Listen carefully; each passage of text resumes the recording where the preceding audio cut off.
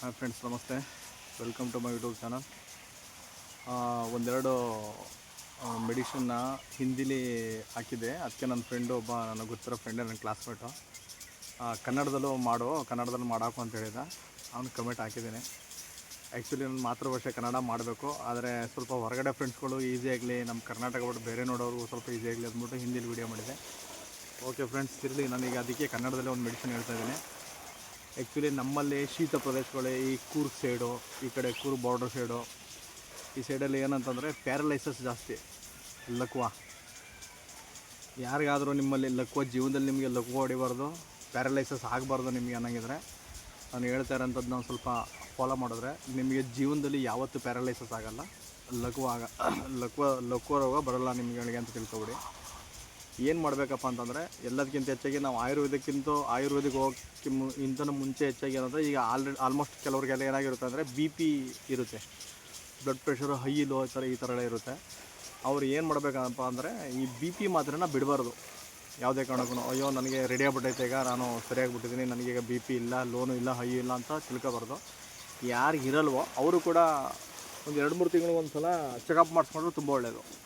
ಯಾಕೆ ಅಂತಂದರೆ, ಈ ಬಿ ಪಿ ಹೈಲು ಏನು ಒಂದೇ ಸಮಯ ಇರುತ್ತೆ ಅಂತ ಹೇಳೋಕ್ಕಾಗಲ್ಲ. ಅದು ನಾವು ತಿನ್ನೋ ಫುಡ್ಡಲ್ಲೂ ಕೂಡ ವೇರಿಯೇಷನ್ ಆಗುತ್ತೆ. ನಮ್ಮ ಆ್ಯಕ್ಟಿವಿಟೀಸ್ಗಳಲ್ಲಿ ಏನು ಕೆಲಸ ಮಾಡ್ತೀವಿ, ಓಡಾಡೋದು, ಟೆನ್ಷನ್ ತೊಗೊಳ್ಳೋದು, ಅದರಲ್ಲೆಲ್ಲ ಸ್ವಲ್ಪ ವೇರಿಯೇಷನ್ ಇರುತ್ತೆ. ಅದಕ್ಕೆ ಏನು ಮಾಡಬೇಕಪ್ಪ ಅಂದರೆ, ಬಿ ಪಿನ ಫಸ್ಟು ಚೆಕಪ್ ಮಾಡಿಸ್ಕೊತಾ ಇರಬೇಕು, ಬಿ ಪಿ ನಾರ್ಮಲಾಗಿ ಇಟ್ಕೋಬೇಕು. ಈ ಆಲ್ರೆಡಿ ಯಾರಿಗೆ ಹೈಲು ಇರುತ್ತೆ ಅವರು ಟ್ಯಾಬ್ಲೆಟ್ಸ್ನ ಕಂಟಿನ್ಯೂ ಮಾಡಬೇಕು. ಟ್ಯಾಬ್ಲೆಟ್ಸ್ನ ಯಾವುದೇ ಕಾರಣಕ್ಕೂ 2 ದಿನ ಬಿಟ್ಟು ಅಂತಂದರೆ, ಈ ಯಾರಿಗೆ ಬಿ ಪಿ ಹೈ ಇರುತ್ತೆ ಅವರು ಟ್ಯಾಬ್ಲೆಟ್ಸ್ನ 2 ದಿನ ಏನಾದ್ರು ಬಿಟ್ಬಿಟ್ರು ಅಂತಂದರೆ ಅವ್ರಿಗೆ ಗ್ಯಾರಂಟಿ 100% ಅವ್ರಿಗೆ ಬ್ರೈನ್ ಸ್ಟ್ರೋಕ್ ಹಾಗೆ ಆಗುತ್ತೆ. ಯಾವುದೇ ಕಾರಣಕ್ಕೂ ಅವರು ಹೈ ಬಿ ಪಿ ಇರೋರು 2 ದಿನ ಮಾತ್ರೆ ಬಿಟ್ಟರು ಸಾಕು. 2 ದಿನಕ್ಕೆ ಅವ್ರಿಗೆ 2 ದಿನ ಮಾತ್ರೆನ ಅವ್ರು ಬಿಟ್ಬಿಟ್ರೆ ಅವ್ರಿಗೆ 101% ಅವ್ರಿಗೆ ಪಕ್ಕ ಬ್ರೈನ್ ಸ್ಟ್ರೋಕ್ ಆಗುತ್ತೆ. ಚಾನ್ಸಸ್ ಕಡಿಮೆ ಉಳಿಯೋದು. ಏಕೆಂದರೆ ಅವರು ಅಕ್ಕಪಕ್ಕ ಎಲ್ಲರಿದ್ದರೆ ಬೇಗ ಟ್ರೀಟ್ಮೆಂಟೆಲ್ಲ ಆಗ್ಬಿಟ್ರೆ ಯಾವುದೇ ಕಾರಣ ಕೂಡ ಅವರು ಮೊದಲನೇ ಥರ ರಿಕವರ್ ಆಗಲಿಕ್ಕೆ ಚಾನ್ಸ್ ಇಲ್ಲ. ಅದಕ್ಕೆ ಟ್ಯಾಬ್ಲೆಟ್ಸ್ನ ಕಂಟಿನ್ಯೂ ಮಾಡಿ. ಮತ್ತು ಲೋ ಇರೋರಿಗೆ ಏನಾಗುತ್ತೆ ಅಂದರೆ, ಲೋ ಇರೋರು ಏನಾದ್ರು ಬಿಟ್ಬಿಟ್ರು ಅಂತಂದರೆ ಅವ್ರಿಗೆ ತಲೆ ಸುತ್ತಿಗೆ ಬಿದ್ದಾಗ ಏನಾದ್ರು ಏಟಾಗ್ಬೋದು. ಮತ್ತು ಒಂದು ಸೈಡು ಬಾಡಿ ಕೆಲಸ ಮಾಡೋದು ನಿಂತೋಗುತ್ತೆ.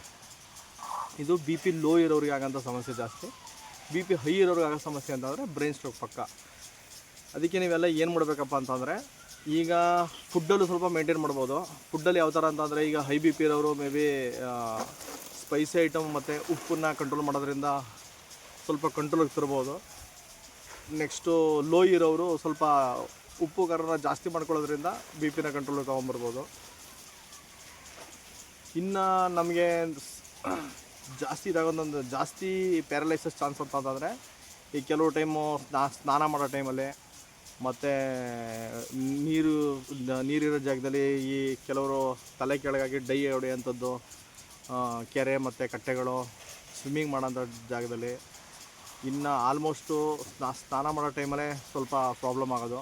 ನಮ್ಮ ಹಿಂದಿನ ಜನಗಳು ಏನು ಮಾಡ್ತಿದ್ರು ಅಂದರೆ, ಸ್ನಾನ ಮಾಡ್ಬೇಕಾದ್ರೆ ಫಸ್ಟು ಕೆರೆಗಳಿಗೆ, ನದಿಗಳಿಗೆಲ್ಲ ಇಳಿಯೋ ಟೈಮಲ್ಲಿ ಫಸ್ಟು ಕಾಲು ಮಂಡಿಯಿಂದ ಕೆಳಗಡೆ ಎಲ್ಲ ನೀರೆಲ್ಲ ಉಣಿಸ್ಬಿಟ್ಟು, ನೆಕ್ಸ್ಟು ಒಂದು ಏನು ಅವ್ರ ಹತ್ರ ಏನು ಪಾತ್ರ, ಚೊಂಬು ಏನೇನಿತ್ತು ಅದರಲ್ಲಿ ಬಾಡಿಗೆಲ್ಲ ನೀರು ಹಾಕ್ಕೊಂಡು ಮತ್ತೆ ತಲೆ ಸ್ನಾನ ಮಾಡೋರು. ಈಗ ಸ್ವಲ್ಪ ಮಾಡ್ರನ್ ಆಗಿರೋದ್ರಿಂದ ಏನು ಮಾಡ್ತಾರೆ ಅಂದರೆ, ಹೋಗ್ಬಿಟ್ಟು ಕಾವಲಿಗೆಲ್ಲ ಡೈ ಹೊಡೆಯೋದು, ಬಾವಿಗೆಲ್ಲ ಬೀಳೋದು, ಈ ಥರ ಎಲ್ಲ ಮಾಡ್ತಾರೆ. ಮತ್ತು ಸ್ನಾನ ಮಾಡ್ಬೇಕಾದ್ರೆ ಡ್ಯೂಟಿಗೆ ಹೋಗ್ಬೇಕು, ಅಲ್ಲೋಗ್ಬೇಕು, ಇಲ್ಲೋಗ್ಬೇಕು, ಅರ್ಜೆಂಟ್ ಹೋಗಬೇಕು, ಅಲ್ಲಿ ಕೆಲಸಕ್ಕೆ ಕಾರ್ಯಕ್ಕೆ ಹೋಗ್ಬೇಕು ಅನ್ನೋರು ಏನು ಮಾಡ್ತಾರೆ, ಪಟ ಅಂತ ಏನು ಸಿಗುತ್ತೆ ಅದರಲ್ಲಿ ಚೊಂಬು ಪೊಟಗಿಟಲ್ಲಿ ನೀರು ಹಾಕೊಂಡು ಹೋಗ್ಬಿಡ್ತಾರೆ. ಅದು ಮೊದಲನೇ ತಪ್ಪು ಮಾಡೋಂಥದ್ದು. ಆ ತಪ್ಪನ್ನ ಮಾಡಬಾರ್ದು. ಏನು ಮಾಡಬೇಕಪ್ಪ ಅಂತಂದರೆ, ಫಸ್ಟು ಸ್ನಾನ ಮಾಡೋಕ್ಕೆ ಹೋದಾಗ ಒಂದು ಜಗ್ಗನ್ನು ನೀರು ತೊಗೊಂಡು ಫಸ್ಟು ನಾವು ಕೈ ಕಾಲಿಗೆಲ್ಲ ಹಾಕೋಕೋಬಾರ್ದು. ಫಸ್ಟು ನಮ್ಮ ಹೊಕ್ಕಳು ಏನೈತೆ, ಹೊಕ್ಕಳು ಭಾಗಕ್ಕೆ ಒಂದು ಚೊಂಬು ನೀರಿನಲ್ಲಿ ಒಂದು 25-30 ಸೆಕೆಂಡು ನಮ್ಮ ಹೊಕ್ಕಳು ಭಾಗಕ್ಕೆ ನೀರು ಹಾಕ್ಬೇಕು. ಏಕೆ ಅಂತಂದರೆ, ಈಗ ಕೆಲವು ಡಾಕ್ಟರ್ಸ್ ಕೂಡ ಹೇಳ್ತಾರೆ ಏನಂದರೆ, ಈ ಹೊಕ್ಕಳದ ಭಾಗನ ನೀಟಾಗಿ ಇಟ್ಕೋಬೇಕು ಅಂತ ಹೇಳ್ತಾರೆ. ಯಾಕೆಂದರೆ ಫಸ್ಟು ಮಗುವಾಗಿದ್ದಾಗ ನಮಗೆ ಆಹಾರ ಸಿಗೋದೇ ಹೊಕ್ಕಳದಿಂದ. ಅದಕ್ಕೋಸ್ಕರ ಹೊಕ್ಕಳದ ಭಾಗನ ನೀಟಾಗಿ ಇಟ್ಕೋಬೇಕು. ಯಾಕೆಂದರೆ ನಮ್ಮ ಶಾಸ್ತ್ರದಲ್ಲಿ ಏನಾಯ್ತು ಅಂತಂದರೆ, ಈ ಹೊಕ್ಕಳ ಭಾಗದಲ್ಲಿ ಹೊಟ್ಟೆಲಿ ಒಂದು ಚಕ್ರ ಐತೆ, ಏನು 7th ಚಕ್ರ ಏನೈತೆ ಅದರಲ್ಲಿ ಒಂದು ಸ್ವಾದಿಷ್ಟಾನ ಚಕ್ರ ಅನ್ನೋದು ನಮ್ಮ ಹೊಕ್ಕಳು ಭಾಗದಲ್ಲಿ ಇರೋಂಥದ್ದು. ಅದರ ಅಕ್ಕಪಕ್ಕ ಅಂದರೆ ಮೇನ್ ಪಾಯಿಂಟೇ ಅದು ಹೊಕ್ಕಳು ಭಾಗನೇ. ಅಲ್ಲೇ ಸ್ವಾದಿಷ್ಟಾನ ಚಕ್ರ ಅಂತ ಬರುತ್ತೆ, ಮಣಿಪುರ ಚಕ್ರ ಅಂತ ಬರುತ್ತೆ, ಒಂದೊಂದು ಚಕ್ರ ಬರುತ್ತೆ. ಅದು ಸ್ವಾದಿಷ್ಟಾನ ಚಕ್ರ ಹೊಟ್ಟೆ ಭಾಗದಲ್ಲೇ ಬರೋದ್ರಿಂದ, ಅದು ಹೊಕ್ಕಳದಲ್ಲೇ ಅಕ್ಕಪಕ್ಕ ಬರೋದ್ರಿಂದ ಅಲ್ಲಿಗೆ ನೀರು ಹಾಕಿದ್ರೆ ಏನಾಗುತ್ತೆ ಅಂದರೆ, ನಮ್ಮ ಬಾಡಿನ ಫುಲ್ಲು ಎಲ್ಲೆಲ್ಲಿ ಏನೇನು ಇಲ್ಲಿ ಹಾಕಿದ್ರೆ ಎಲ್ಲ ಕಡೆಗೂ ಒಂದೇ ಸಲ ರಕ್ತ ಸಂಚಾರ ಒಂದೇ ಸಲ ಆಗುತ್ತೆ. ಒಂದೇ ಸಲ ಆ ಕಡೆ ಕಡಿಮೆ ಈ ಕಡೆ ಕಡಿಮೆ ಅಂತ ಆಗಲ್ಲ. ಇಲ್ಲಿ ಹಾಕೋದ್ರಿಂದ ಏನಾಗುತ್ತೆ ಅಂದರೆ ಈ ಭಾಗ ನಮ್ಮ ಇಡೀ ದೇಹನ ಕಂಟ್ರೋಲ್ ಮಾಡುತ್ತೆ, ಒಕ್ಳದ ಭಾಗ. ಅದಕ್ಕೇ ಒಕ್ಳನ ಮೇನ್ ಅಂತ ಹೇಳೋದು. ಆದ್ದರಿಂದ ನೀವು ಸ್ನಾನ ಮಾಡೋಕ್ಕಿಂತ ಮುಂಚೆ ಒಂದು 20-25 ಸೆಕೆಂಡು ಒಕ್ಳು ಭಾಗಕ್ಕೆ ನೀರು ಹಾಕ್ಬಿಟ್ಟು ಮತ್ತೆ ಕಾಲಿನ ಮಂಡಿಯಿಂದ ಕೆಳಗಡೆ ನೀರು ಹಾಕ್ಬೇಕು.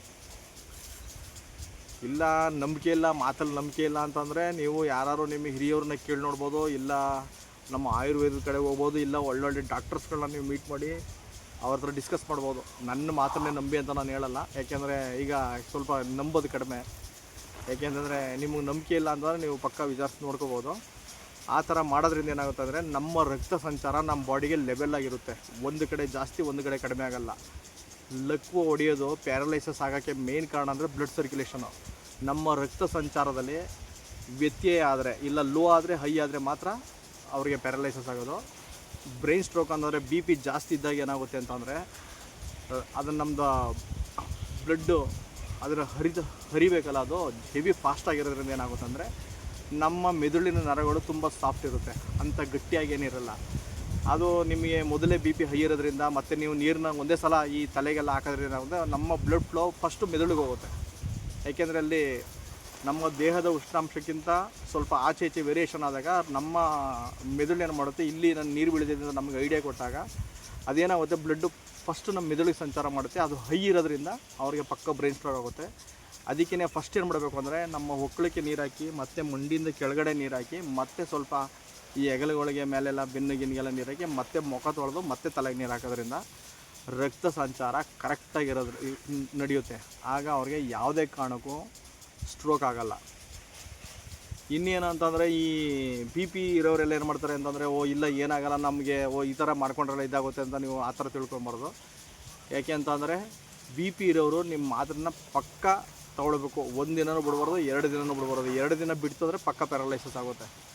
ಅದಕ್ಕೆ ನೀವು ಡಾಕ್ಟ್ರ್ ಕನ್ಸಲ್ಟೇಷನ್ ನೋಡಿಕೊಂಡೇ ನೀವು ಟ್ಯಾಬ್ಲೆಟ್ಸ್ ತೊಗೊಳ್ಬೇಕಾಗುತ್ತೆ. ನಾವು 2 ತಿಂಗಳು ಕುಡಿದ್ಬಿಟ್ಟಿದ್ದೀನಿ ಸರಿಯಾಗ್ಬಿಟ್ಟಿದೆ ಅಂತ ಯೋಚನೆ ಮಾಡಬಾರ್ದು. ಕೆಲವು ಟೈಮಲ್ಲಿ 1 ತಿಂಗಳು ಕುಡಿದ್ಬಿಟ್ಟು ಮಾತ್ರೆ ಬಿಟ್ಟು ಸರಿಯಾಗ್ಬೋದು. ಯಾಕೆಂತಂದರೆ ಅದು ನಿಮ್ಮ ಫುಡ್ಡ ಮೇಲೆ ಡಿಪೆಂಡ್ ಇರುತ್ತೆ, ನೀವು ಯಾವ ಥರ ಫುಡ್ ತೊಗೊಳ್ತೀರ ಅನ್ನೋದರಲ್ಲಿ. ಆದರೂ ಕೂಡ ಡಾಕ್ಟರ್ಸ್ಗಳನ್ನ ಕೇಳಿಕೊಂಡು ಮಾತ್ರೆ ಬಿಡೋದು ಒಳ್ಳೆಯದು. ನಿಮಗೆ ಜೀವನದಲ್ಲಿ ಪ್ಯಾರಲೈಸಸ್ ಆಗಬಾರ್ದು ಅಂದರೆ ಈ BP ಇದ್ದರೂ ಸರಿ, ಇಲ್ಲದೇ ಇದ್ದರೂ ಸರಿ, ನಾನು ಹೇಳಿದ್ದ ನೀವು ಐಡಿಯಾನ ಫಾಲೋ ಮಾಡಿಕೊಂಡ್ರೆ ನಿಮಗೆ ಖಂಡಿತ ಜೀವನದಲ್ಲಿ ಪ್ಯಾರಲೈಸಸ್ ಅಂತೂ ಆಗೋಲ್ಲ, ಲಕ್ವು ಅಂತೂ ಆಗೋಲ್ಲ. ಯಾಕೆಂತಂದರೆ ಇದರಿಂದ ಮೇಯ್ನು ಪ್ಯಾರಲೈಸಸ್ ಆಗೋದು ಯಾವ ಟೈಮಲ್ಲಿ, ನಮ್ಮ ಬಾಡಿ ಕೋಲ್ಡ್ ಆದ ಟೈಮಲ್ಲಿ, ರಕ್ತ ಸಂಚಾರ ಆಗದಿರೋ ಟೈಮಲ್ಲಿ, ಇಲ್ಲ ಬಾಡಿಗೆ ಹೆವಿ ಫ್ಲೋ, ನಮ್ಮ ಬ್ಲಡ್ ಫ್ಲೋ ಏನಾಗುತ್ತೆ ಹೆಚ್ಚಾಗಿ ಹರಿಯೋದ್ರಿಂದ, ಹೆವಿ ಸ್ಪೀಡ್ ಹರಿಯೋದ್ರಿಂದನೂ ಅವ್ರಿಗೆ ಸ್ಟ್ರೋಕ್ ಆಗೋ ಚಾನ್ಸ್ ಇರುತ್ತೆ. ಇದನ್ನು ನಾವು ಮೇಂಟೈನ್ ಮಾಡಿಕೊಂಡ್ರೆ ಯಾವುದೇ ಕಾರಣಕ್ಕೂ ಜೀವನದಲ್ಲಿ ಪ್ಯಾರಲೈಸಸ್ ಆಗೋಲ್ಲ. ಏಕೆಂತಂದರೆ ಒಂದು ಸಲ ಪ್ಯಾರಲೈಸಸ್ ಆಯಿತು ಅಂತಂದರೆ ಪಾಪ ಅವ್ರ ಜೀವನ ವೇಸ್ಟೇ. ಅವ್ರಿಗೆ ಎಷ್ಟೇ ನೀಟಾಗಿ ಮೆಡಿಷನ್ ತೊಗೊಂಡ್ರು, ಎಂತೆಂಥ ಡಾಕ್ಟ್ರುಗಳು ತೋರಿಸಿದ್ರು, ನಾನು ತುಂಬ ಪೇಷಂಟ್ಗಳನ್ನ ನೋಡಿದ್ದೀನಿ, ಅವರು ಮೊದಲ ಥರ ರಿಕವರ್ ಆಗೋಕ್ಕಾಗಲ್ಲ. ಅದಕ್ಕೆ ಫ್ರೆಂಡ್ಸ್, ದಯವಿಟ್ಟು ಇದನ್ನ ಫಾಲೋ ಮಾಡಿ. ನಿಮಗೇನಾದ್ರು ಇಷ್ಟ ಆದರೆ ವಿಡಿಯೋ ಲೈಕ್ ಮಾಡಿ, ಮತ್ತು ನನ್ನ ಚಾನಲ್ನ ಸಬ್ಸ್ಕ್ರೈಬ್ ಮಾಡ್ಕೊಳ್ಳಿ, ಮತ್ತು ನಿಮ್ಮ ಫ್ರೆಂಡ್ಸ್ಗಳಿಗಿದ್ರೆ ಶೇರ್ ಮಾಡಿ ಪಾಪ. ಯಾಕೆಂದರೆ ಎಲ್ಲರೂ ಒಂದೇ ಸಮಯ ಇರಲ್ಲ. ಅವರು ತಿಳ್ಕೊಂಬಿಟ್ರೆ ನೆಕ್ಸ್ಟು ಅವ್ರಿಗೂ ಯಾವುದು ಜೀವನದಲ್ಲಿ ಲಕ್ವಾನ ಹೆದರಿಕೆ ಇರೋದಿಲ್ಲ ಅವ್ರಿಗೆ. ಓಕೆ ಫ್ರೆಂಡ್ಸ್, ಬಾಯ್.